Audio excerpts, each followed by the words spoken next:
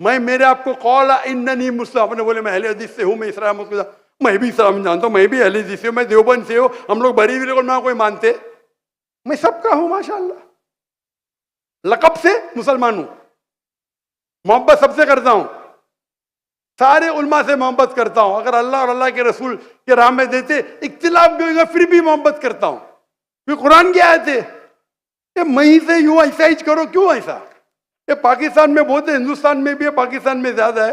आप हटो जरा, कुरान को पढ़ो। अगर आप कुरान तर्जुमे से पढ़ते, तर्जुमे में लिखा है, तर्जुमे में क्या लिखा है? सूरह फुसिलत में सूरा नंबर 41 आयत नंबर 34, अगर आपके दुश्मन आपसे कुछ गलत करते हैं, ईविल करते हैं, उसका बदला अच्छा दो, ताकि वो दुश्मन आपका दोस्त बने। बराबर कि नहीं? आपके कितने दुश्मन आपके दोस्त बन गए? आपके दुश्मन ही नहीं है, बराबर ना?